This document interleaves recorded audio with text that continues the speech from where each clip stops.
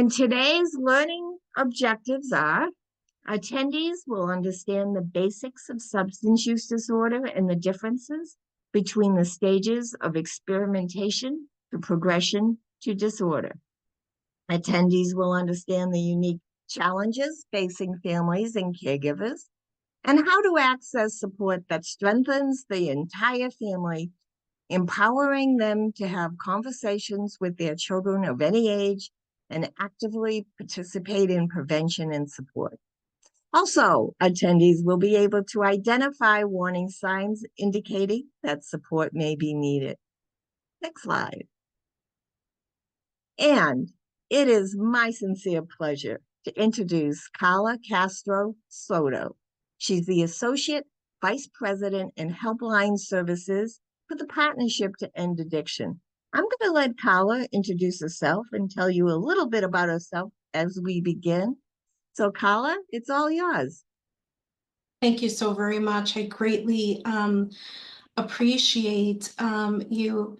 So I'm going to tell you a bit about myself, but I also just want to acknowledge that this is a super kind and generous group.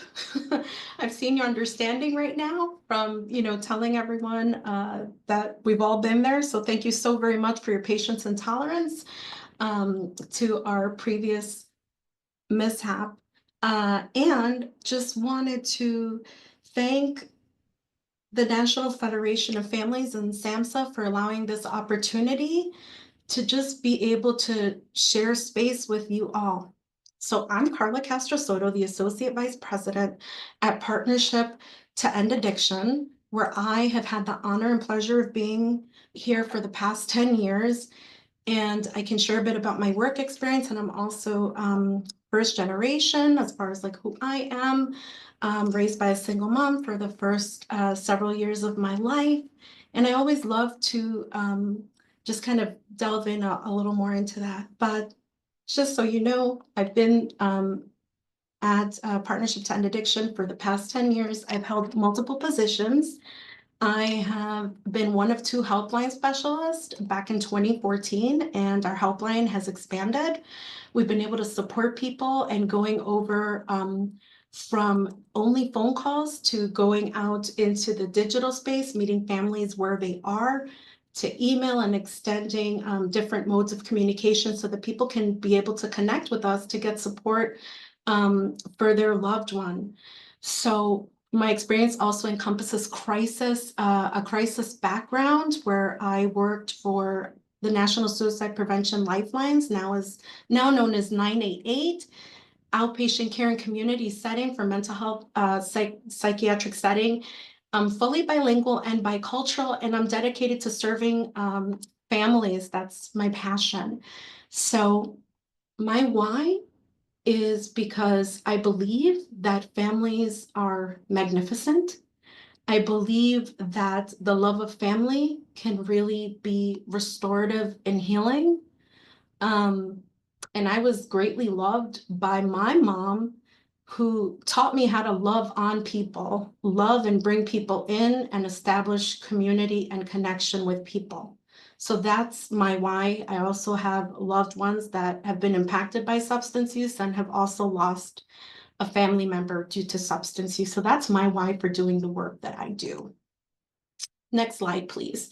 So I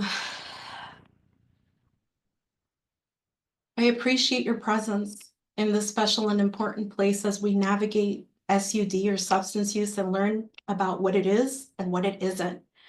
Today, we'll better understand a health issue that's touched millions of lives, that's substance use disorder or SUD. Whether you're here as a family member, a friend, or a professional, or someone seeking to learn more, your presence is important. Understanding SUD is not just about identifying a concern. It's the importance of building community, connection, and compassion, support, and thinking about next steps and meeting people where they are.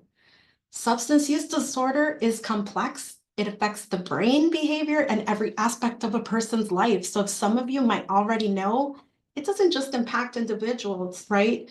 It deeply impacts and affects the families, communities, and the relationships around them.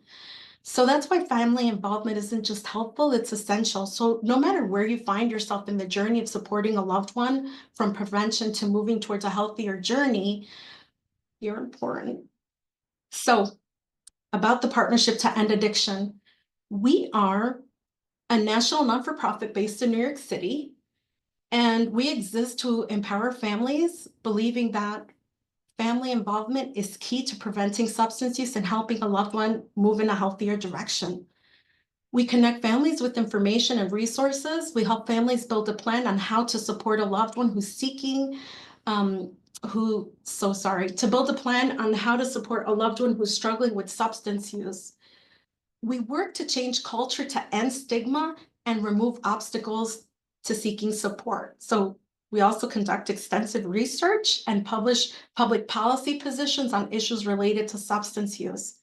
It's important to stress that all of our services to families are totally free and confidential, and that our services and resources are also for Spanish-speaking families, and that's constantly growing. So in short, we help the helpers and help families find answers. Next slide, please. So as you can see here, this is our agenda. We're going to be covering the basics of substance use disorder, families' roles in SUD, and partnership resources. Next slide, please. So we're going to be delving in and learning about substance use disorder. Next slide. So, there we go. So let's start from the beginning so that we're all operating with the same information. So what's a substance? It's a psychoactive substance directly alters the normal functioning of the central nervous system. It changes mood, levels of perception, or brain functioning. If you're wondering what might be viewed as a substance, here's a list of commonly used substances.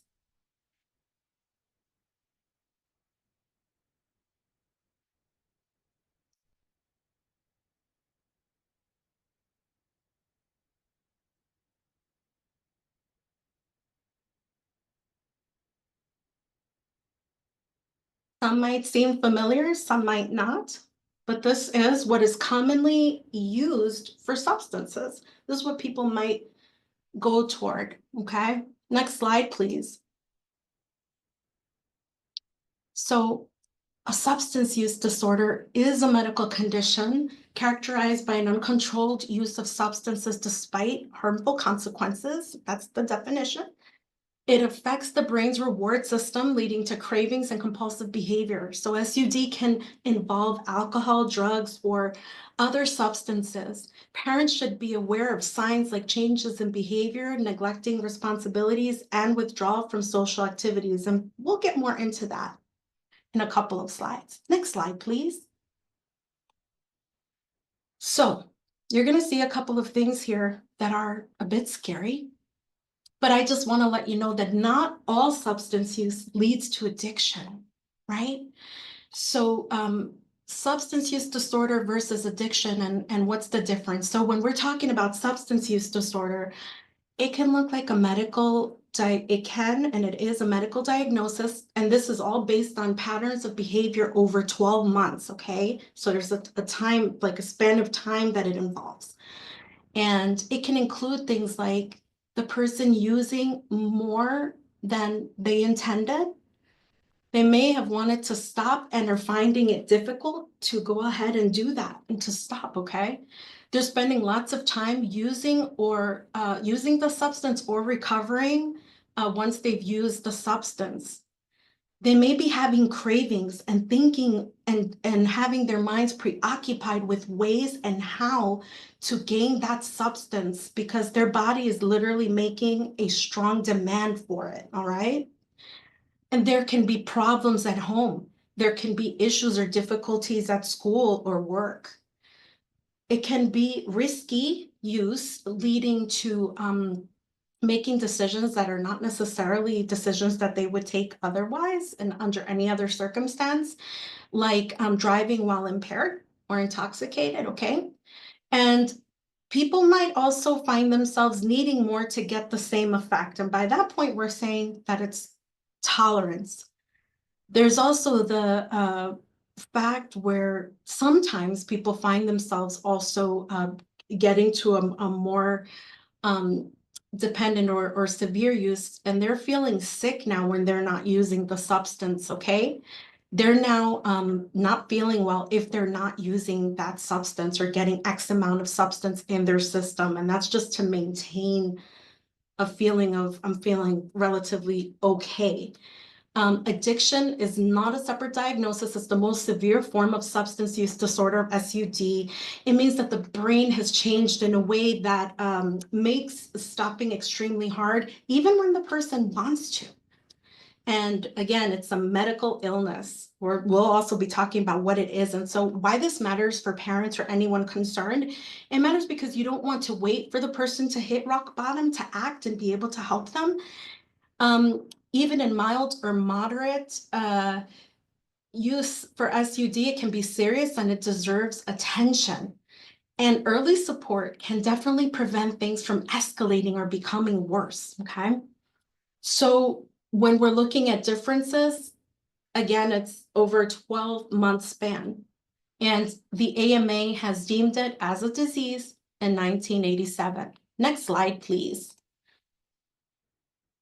So we've seen the criteria for substance use disorder, and now we'll look at the progression of substance use, right? The severity in its stages. So we're going to go from left to right. And at first, it can be an early use or experimentation, first use. You'll notice that the initial exposure, or when they do speak, when the person is sharing about themselves, there's often social or curiosity driven, and it's not necessarily problematic.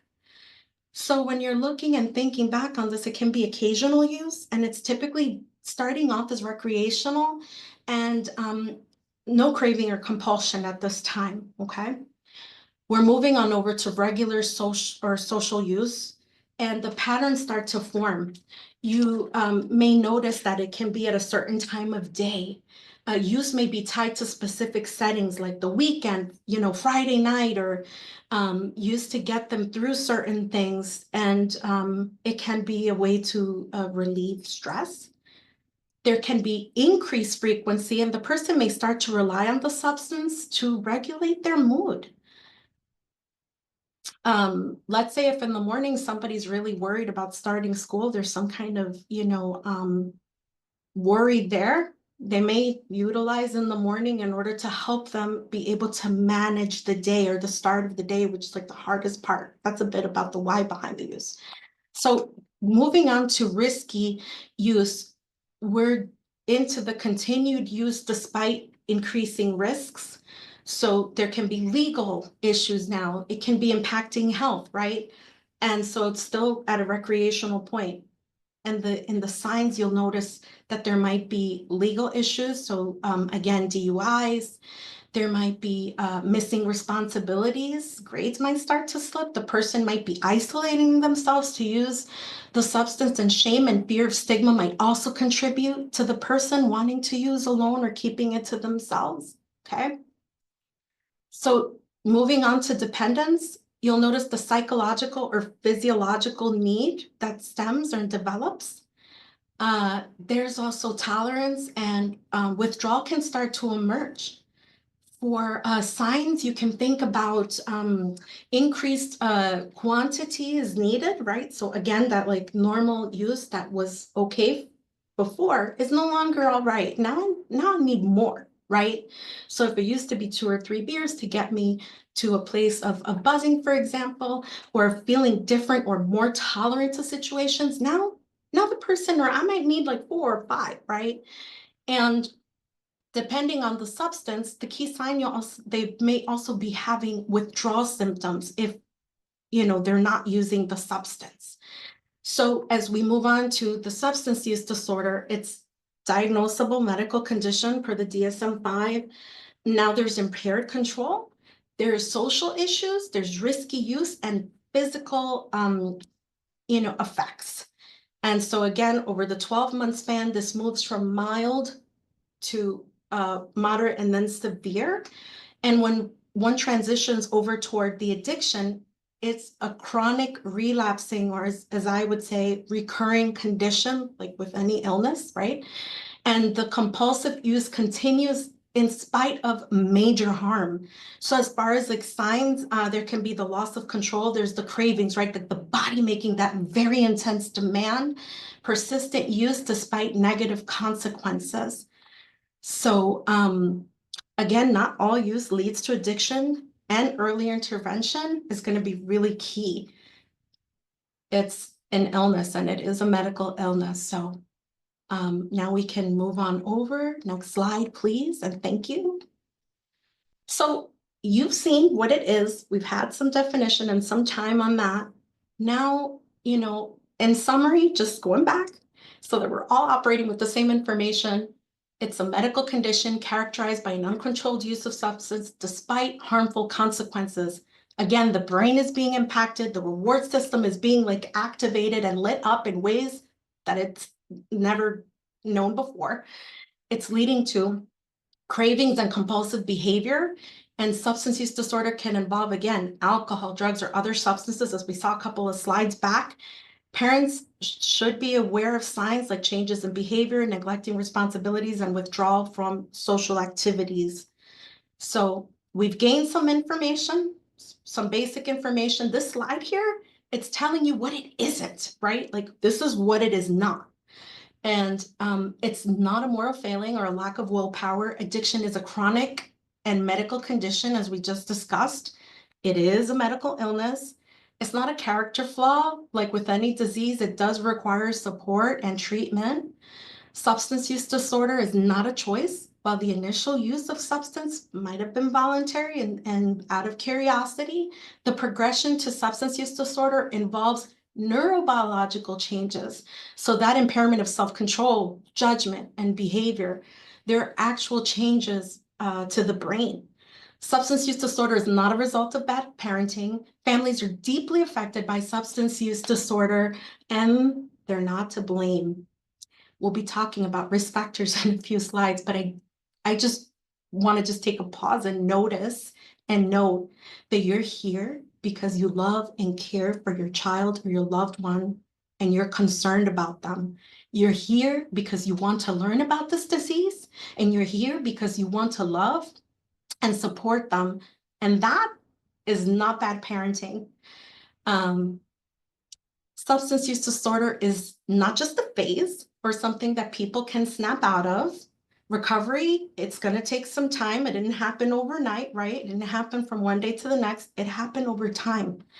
And recovery is going to require support. It's going to require, it can require professional intervention. So you don't want to like oversimplify the process, because then it can become harmful or a hindrance, especially if the person needs that support or someone to talk to. Relapse doesn't mean failure, or recurrence doesn't mean failure. We use the word recurrence. I use the word recurrence. Like with any medical condition, you might have a recurrence. And substance use and recovery, the path is not linear, okay? It's a process, and the person can also learn something new about themselves, and they can learn about what triggered it, right? Like what caused this in me? What was some new signs and symptoms that perhaps I didn't realize before, that now I'm aware, and I can put that into my toolbox and then build on that. What can I do next time to have the outcome be different? What kind of support can I plug in at, when I'm feeling these new signs? So it can also be a place to draw strength from and be a learning experience. Substance use disorder is not a hopeless condition. Recovery is possible. Many individuals live full, healthy lives in long-term or sustained recovery with support and treatment, or in a healthier space. Their support and treatment has to work for them. It has to work for the individual, okay? It has to be something that aligns with their values, the autonomy. There is no one size fits all. And while we're talking about no one size fits all, each person's experience with SUD, it's a unique path.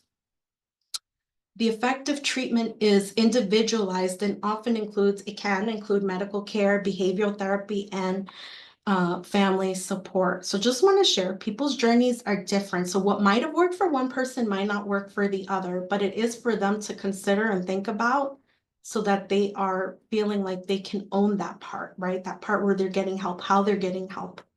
Next slide, please. So now we get to an amazing part. We get to talk about family. We get to talk about how impactful you are in your child or loved one's journey. So I'm going to share a little bit. Next slide, please. So when we talk about family, or when I talk about family, I just want to clarify that when I use the word family, it can look like any one of these boxes here. Look about all of these boxes here. But I also want to let you know that there's also chosen family.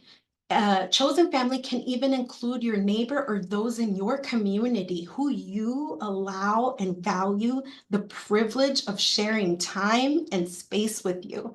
Substance use can bring about a lot of isolation, not just for the loved one, but to the family closest to the loved one. Okay, so we encourage community and connection wherever you can get it. So at the partnership, the word family, we're going to cast a wide net around that term. So as you can see, when we say family, we're also talking about our definition of family, your definition of family. So it can pretty much include anyone who cares about someone else who's at risk for use or who is currently using a substance. Next slide, please. So because you're family, you're super invested. You're invested more than anyone else. And yeah, I love that. Family is definitely how you define it. Absolutely. It's who you let into your circle. Love that, Gail. So because your family, you care for your child or your loved one, you want to empower yourself with all the reliable information that you can. And you want to understand what you're going to hone in on. So as we're looking at behavioral changes, you want to keep an eye out for sudden mood changes, irritability, angry outbursts, isolating from family or longtime friends, loss of interest in hobbies or activities that they once loved and would never consider stepping away or back from. The loss of hobbies and activities, there might be some secretive behavior or declining performance at school or work. From physical signs, you might notice the bloodshot eyes or dilated or constricted pupils. You might notice unexplained weight changes, frequent nosebleeds, so that might be possible sign of inhalation of a substance. You might notice tremors, impaired speech, or unsteady movements or change in appearance. When we're looking at emotional health or social shifts, there might be, as you notice, increased anxiety, concern about people wanting to harm or hurt them, or depression. There might be loss of motivation or fatigue. You might notice a new social circle that they now have. And there might be some unusual borrowing of money or missing valuables.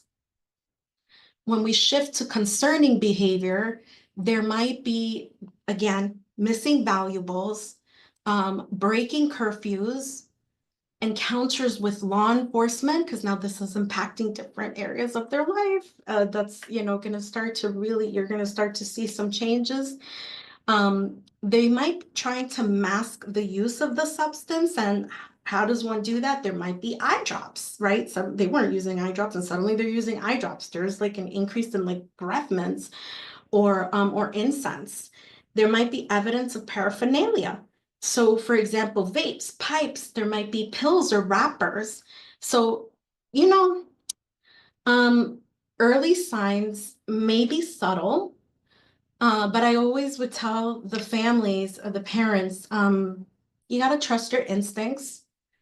You want to be, if I would often get families that would say, I don't know, I'm calling you, I don't know what's going on, but there's something that's off. It's just not feeling right. Something is off. And I would always say, if you're noticing or feeling or thinking that something is off, then that's because something is. We just got to figure it out. And so we'd have the conversation, but open and compassionate conversations can be effective more so than a confrontation, right? So next slide, please.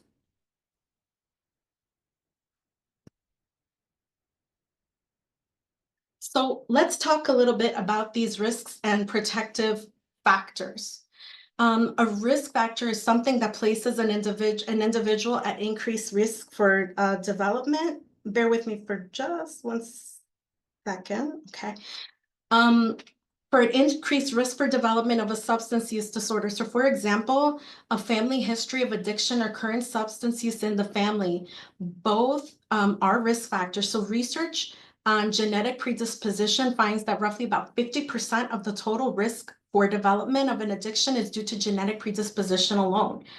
Another major risk factor is what we refer to as ACEs, or adverse childhood experiences. So these are environmental experiences that children experience, such as child abuse or neglect or traumatic events, interpersonal violence in the home, a member of the household being in prison, and so on. Other risk factors, as you can see, are disruptive life events, poor child relationship, mental health issues, early pubertal development, you know. So they're like the tallest kid or at the opposite end, like the shortest, right? Like some differences that might have their peers like picking on them. Low school attachment, bullying, marginalized identity, and living in a high crime neighborhood. So it's important to note that no single one of these risk factors is going to like 100% cause an individual to become addicted to a substance or develop other serious problems, but it's absolutely possible for an individual who experiences a lot or all of these risk factors to never develop a substance use disorder. But the more of these risk factors a child experiences, the higher the risk becomes, okay? So now, next slide, please. We're moving on over to protective factors. And so, on the other hand, research also shows that protective factors like these on the slide can counteract the risk factors presented in the previous slide. So as we see here, factors such as caregiver-child relationship being key, high family cohesion, strong parent-child attachment, positive adult role models. So my husband is a teacher, and a lot of people, you know, have come up to him, like former students, and they've told him how important he's been. You know, you can have that mentorship. Like he used to do Magic the Gathering, and when we were dating, he said something about like, I'm not getting paid for this. And I'm like, okay. I'm like, a lot of people, that would be a deterrent, right? Like if they're not getting paid for that. And I was just genuinely curious. And I was like, so what makes you do this? And he said, I figured that if they're here with me, then that means they're not out on the street or getting into trouble or doing something that they shouldn't be doing. And he's had a lot of students tell them, you know, what they're doing in real life. He's encountered a couple of nurses, a couple of medics, a couple of people on law enforcement, people that are working in the culinary field, just like all over the place. And they always tell him, just thank you so much, right? So again, that power of like mentorship. For caregiver and child, you're seeing the open communication. They're not loving the supervision or the boundaries all the time, but you know, they need it. And they may not be thankful for it at the moment, but they are. They will. As far as family cohesion, like anything joint, even if it's for a couple of minutes, right? It doesn't have to be like this super huge long event, but just even a couple of minutes a day, and just sharing family values. Like, what are things important to you? What did you learn, like, you know, from previous family members or anything ancestral, right? Like that have us hold this value deeply, bonding and time for just talking, even peers. Peer relationships can be very important. Healthy activities, what? Great role models. And again, mentors also overlap in that circle. So, you know, it's important to note that the younger the child is, the more impact and influence the family has. In the later adolescent years, as is normal, peer and school domains gain influence and family influence can recede, but you can continue to encourage open communication. And research has also shown that people with substance use tend to live with a relative or a close friend. So there's, that direct access and connection to the person. So they might still be in the home and you can continue to encourage your loved one or your child. So if they're not at home, we can totally talk about that in the resources part. And no matter where you are in your journey to supporting your child or your loved one, um, I'll definitely be sharing some resources, and you can certainly reach out to connect with one of our programs that best aligns.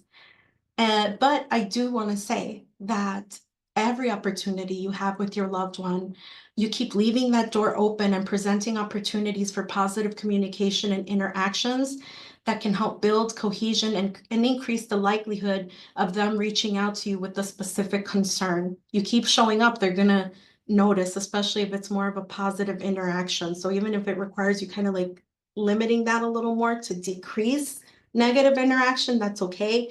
You can have conversations that all have to happen at one time, okay? Next slide, please.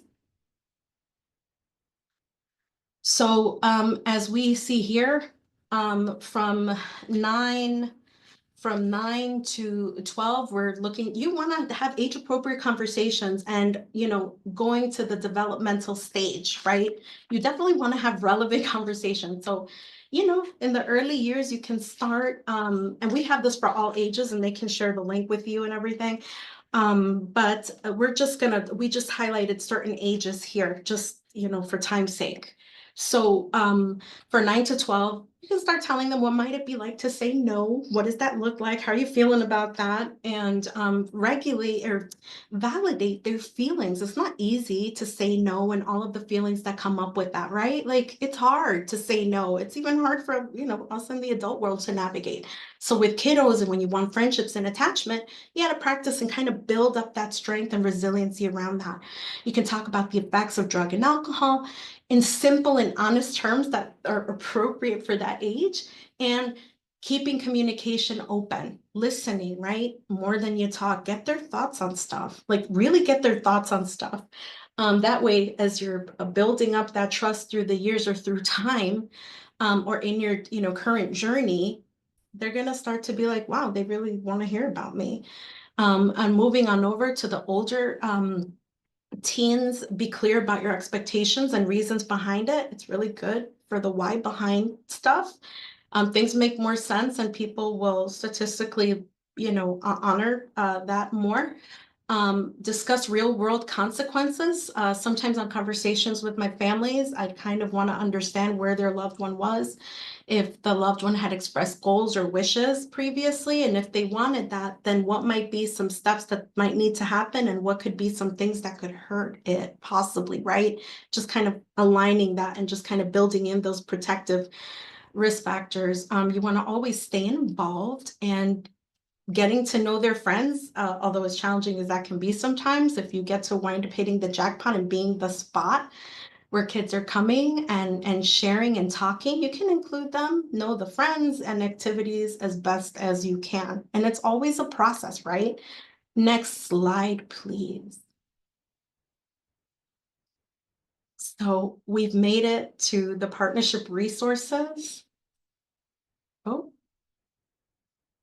can we go to next slide? So if you'd like to connect with us, you certainly can. You see our QR code right there. We have the helpline. If you need immediate support, you have our number. You could schedule a call. It's free, confidential, available in English or Spanish. You can talk to a trained helpline specialist who gets it and can help you navigate, and you can talk about next steps with them. They offer guidance and resources, and there's someone who can listen. We also have online support groups where people can connect with one another. It's a virtual space for families to connect and share experiences. I lead our bilingual one, our Spanish one. It's available in English as well. It's safe. It's a safe space. You can go on camera or not, depending on how you'd like for the online support community group. You can ask questions and get support. And it's a great way to find community and connection. Surround yourself with that because that's really valuable, especially with something that's this tough and so stigmatized. So you want all the people in your corner that you can have who make best sense and build you up. The peer coach one-on-one with the parent who's got lived experience, if you wish. You can connect with our helpline and make the ask there. We're dropping in the risk assessment in case people want to find out what those risk factors are and what's protective. And I'm totally great with that. Next slide. Perfect. We have reached the questions area. So we've reached the end of at least this portion of the presentation. It's time for questions. And you can feel free to pose a question or a comment that struck or resonated with you, what you might be carrying with you. Your feedback and questions are very valuable for a better and enriched, robust conversation and discussion. It is a safe environment, as so many of you were so understanding in the beginning. So this is like a nice, beautiful group. So just thank you so much for spending time with me and with us. It was great to be here. Well, thank you, Carla. And this was really, really good. I really appreciate it. Questions are coming in. I think we can just really quickly go over our little comfort agreement. Let's make space for others, for all the voices and be open to learning from each other. Practice the Vegas rule. What is said here stays here. Share questions or comments in the chat box at any time. And if you feel uncomfortable, you can even text me personally and I'll ask the question for you. During open conversations, let's all participate with the cameras on and raise your hand. That would be helpful. So put on your cameras, take off your put on your mics and ask the questions. I love to hear your voice. I love to see your face. And if you have any technical assistance issues, write it in the chat. We're all looking at it and we'll be able to help you. Yeah, and if anyone wants to pose that question and just doesn't feel comfortable coming on camera, or there's someone in your areas, I know sometimes that does occur, you can go ahead and use the chat and somebody will read the question for you. I know we do that on our online support community group. So just feel comfortable to do what works for you. Absolutely. Absolutely. And we have the first question from Rachel. What's the best way to support an individual in recovery that lives in an apartment building where substance use is prevalent? So where he's surrounded or she's surrounded by substance use. How do you support that individual? So I think you're already doing one of the main things. You're getting educated about substance use. We definitely have some resources about how to go ahead and support someone in recovery as well.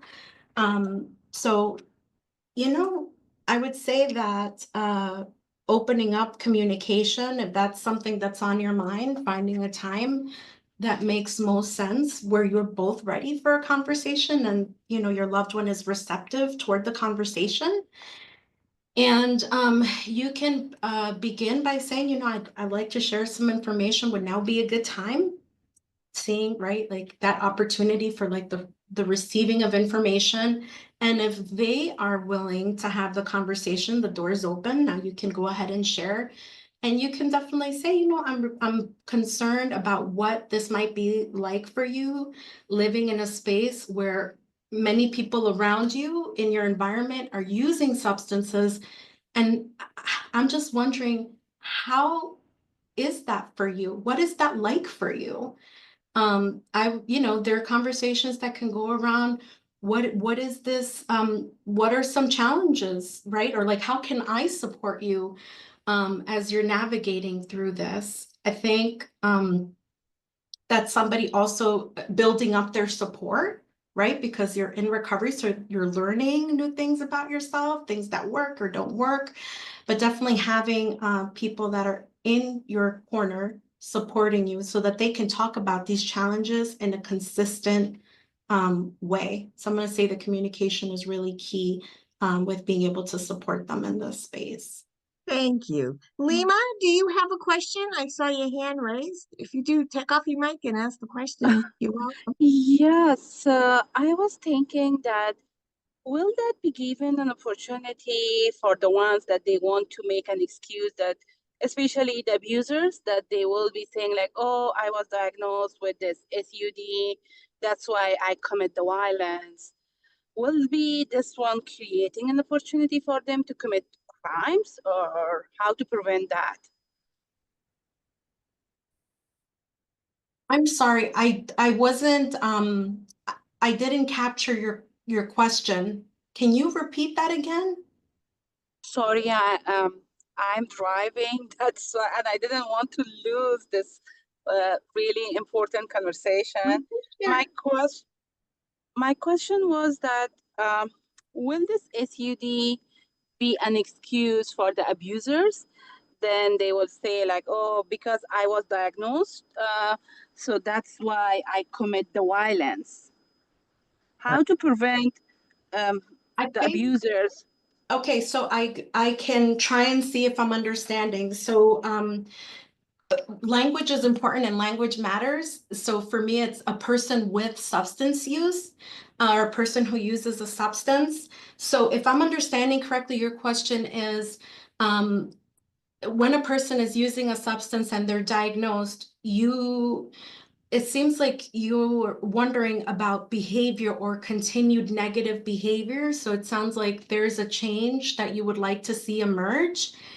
And so conversations around, you know, what you're noticing and what your hope for that behavior can look like, right? And if it might even be helpful, I'm not necessarily sure about excuses per se, but it took time for the person to get where they are, where their brain chemistry has changed, right? And it's been impacted. And so it's also going to take time for things to move in a healthier direction. And so it's a process.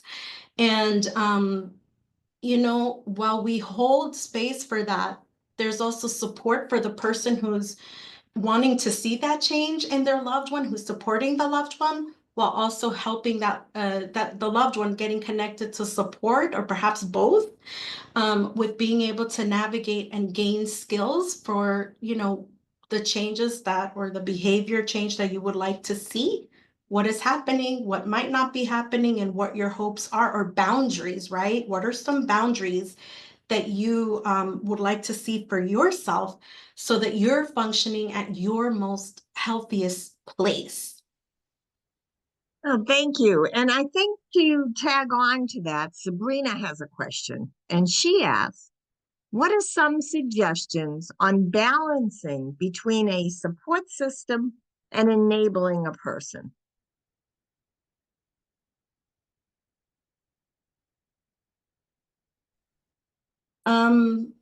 So my immediate question is, what is your definition of enabling?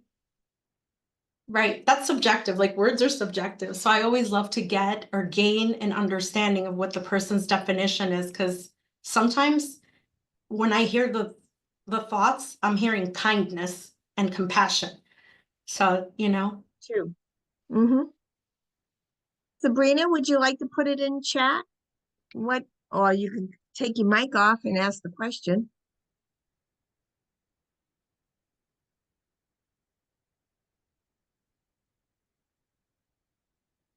Why don't we go back to that one? Oh, wait a minute. She's at work. She'll type. We'll go back to Sabrina in a second. We have several other questions. There's a yes. there's a lot of questions about caffeine and sugar and energy drinks, and how does that all fit into addiction? I would say that it sounds like people are concerned about health and health risks. And if there's a concern around that, again, just having conversations with that, right? Because energy drinks can, with caffeine, and depending on the age and the amount taken, the frequency of the amount that's taken for energy drinks, what goes through my mind is like heart and kidneys. And you want to make sure that the person is functioning at the most healthiest part of themselves. So I would say that, being able to share what the concern is about the energy drinks, right? And I would definitely say that if it's a concern where like now your health is being impacted, and depending on age, if the person is willing to, go get some medical testing and such, just to see where their body is, if there's that concern and the consumption is a lot. It's also important to check in with the person of, I see you again seeking the permission and getting the right timing for both of you. You want to make sure that you're both at your best space. And when you're talking to the person, it's also okay to just ask them, what are they gaining from using the caffeine, right? Like, how is it making them feel? Do you notice certain times of day, or like, when do you notice yourself reaching for caffeine, right? Because you want to understand the behavior behind the use, whether it's sugar or caffeine, because like sugar also impacts your mood. So it might be something else, right? Like energy level or something else. Yeah. So Sabrina, Yeah, the balance here. so Sabrina says the concern arises where I wonder if too much support is provided by a person, that the person using drugs starts to lose accountability or the drive to do better for themselves. And, it's totally okay to have conversations with people or that person and share what your expectation is with them. And for you to have, to think and take a moment to consider what your values are and what your own personal boundaries are. Where's your comfort level? Where might that comfort level be challenged?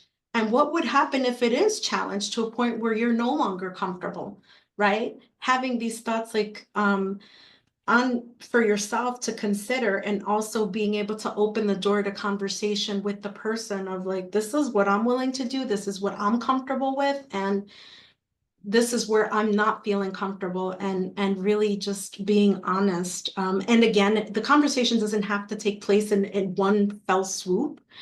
If emotions rise and things, then it's okay to take a pause or a break and resume conversation at a better time. Thank you. Are there support services specific for family and friends that have supported someone with SUD that have passed away? Yes. Can't say that enough. And first, I want to share, I'm so sorry for your loss. I'm so sorry. That's first and foremost. I had read your comment, and in my brain, I was like yelling yes. So we have an online grief support group for those that have lost a loved one due to substance use. So we support families across the full continuum up until if loss does happen. You absolutely have a place, you have a tribe, you have people. So we can go ahead and share the information. You can connect with us on the helpline and just say, I lost someone and I would like to get grief support services. And they'll know. Helpline specialists, they're waiting for y'all to reach out. I let them know what I'd be doing. So please feel free to do that. Well, thank you. And I'm afraid we don't have any more time for questions, but Carla, this has been great. Thank you for joining us and presenting. And if we could pull the slides up and we can wrap up for the day. Next slide.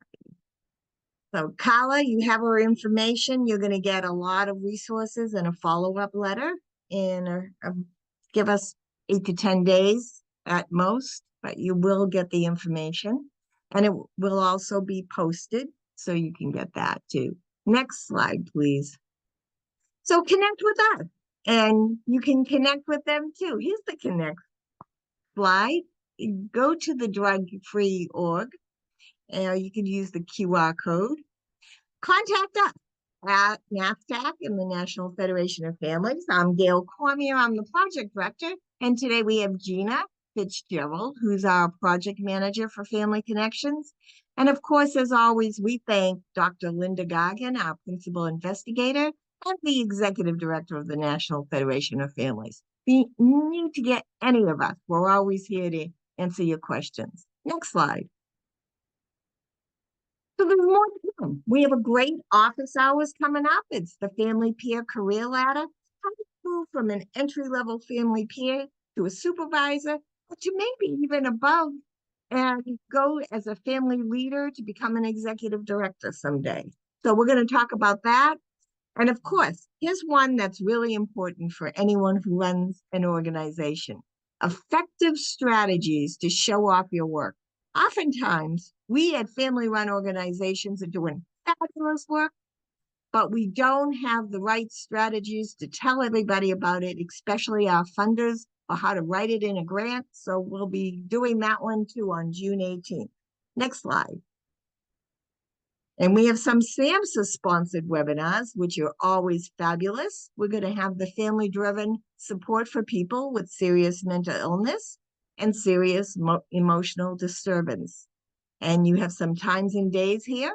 We have one on June 17th, one on June 23rd, crisis intervention on August 6th, and our family-led crisis planning for individuals with SMI and SED, and that date should be determined soon. Next slide. The National Federation of Families, as always, has our annual conference in November, and we encourage you to participate. This year, we're going to be all virtual. So you'll get more information as the days go by, but we really want you to put this on your calendar that in November, we'll have our 2025 virtual national conference. Next slide. And of course, here's where I beg. There is a QR code here, and also in the chat, there's a LanaTech link. You can click on either one.